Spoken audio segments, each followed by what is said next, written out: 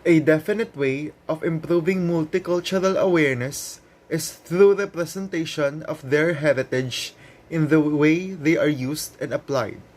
Contextualized usage of cultures allow the identity of each minorities to be respected and exhibited appropriately. Thus, learning both the cultural intricacies and the religious and historical value of a tradition is important to achieve quality representation. Misrepresenting cultures through minimizing its relevance and usage is called cultural appropriation. According to an article by Kunzik, cultural appropriation ignores the meaning and stories behind a cultural element that perpetuate the stereotypes by taking without the permission of the oppressed minority. This reason makes it easy to walk into the pitfall of misrepresenting cultures. This video will help you educate regarding the nuanced intricacies of cultural appropriation in a digestible manner. The ethics regarding cultural appropriation witnessing will be emphasized later in the video. This would allow the viewer to be able to recognize cultural appropriation incidents and what is the appropriate thing to do when one does so. The Native Governance Center, a Native American-led nonprofit organization, said, "When a practice is appropriated, we no longer understand its origin and true intent. Cultural appropriation is harmful due to introduce confusion. People were exposed to culturally appropriated custom that they believe to be true and stealing from oppressed minorities. This becomes disturbing when one realizes that many people, especially pop artists, profit these kinds of appropriation." In this video, incident of cultural appropriation in the K-pop and Western pop industries will be exemplified to gain a practical understanding of cultural appropriation.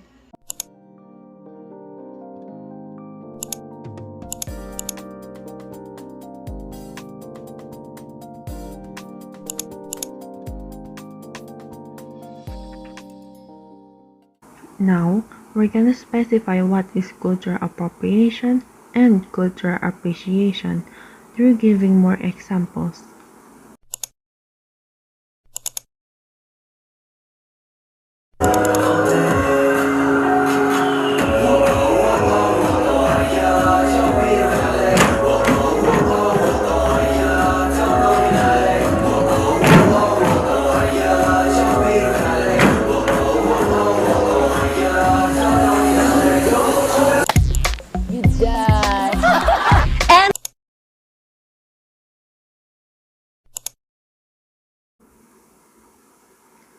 Let us now discuss the ethics of cultural appropriation.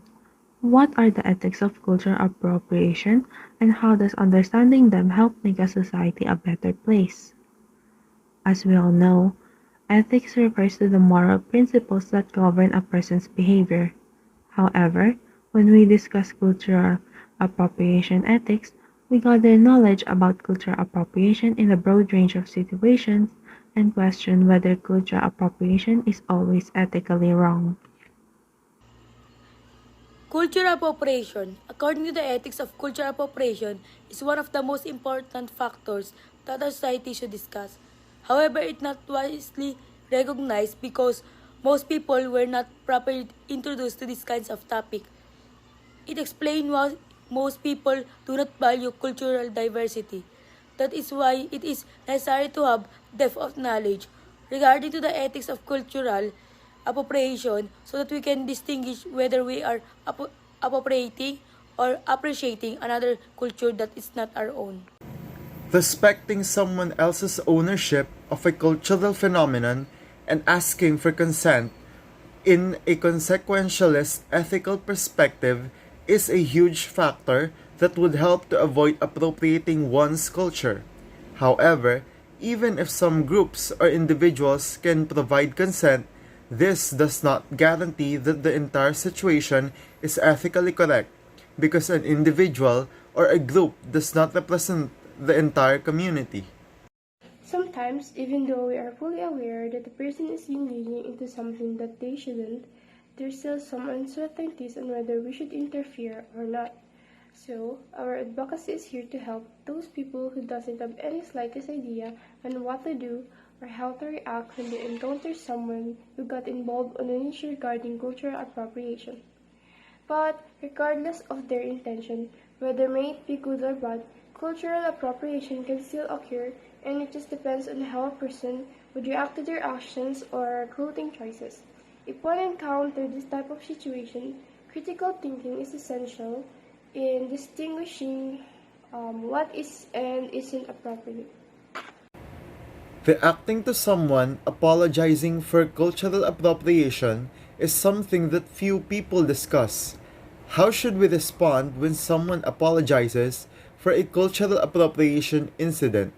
If the person who did cultural appropriation, for example, used cornrows as an aesthetic, it is not your place to intervene in this matter as someone who is not a member of the black community. A person doing cultural appropriation.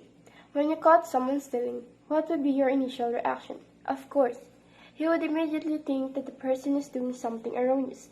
That is how we should react when we notice someone doing cultural appropriation.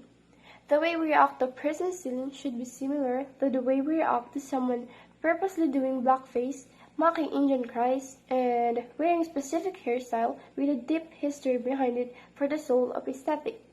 Because both are considered ethically wrong.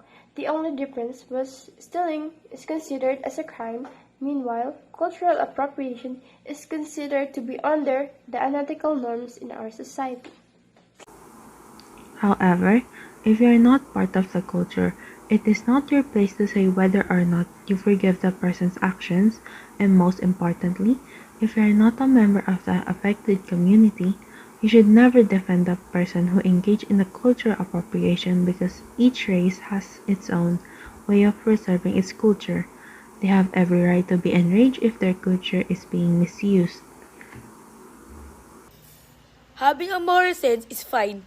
Knowing what is appropriate and inappropriate when doing something that involves the culture of another race is fine. Holding people accountable for their action is also acceptable. Advocacy culturally aims to educate people more about the difference between cultural appropriation and cultural appreciation, as people often mix them up due to their lack of knowledge about this topic. Culture is really important in order to make our society work out. That's why people preserve their own cultures. Also, one of our advocacy's goal is to influence people into doing their research first before using a specific type of clothing or accessories that may be linked to another people's culture.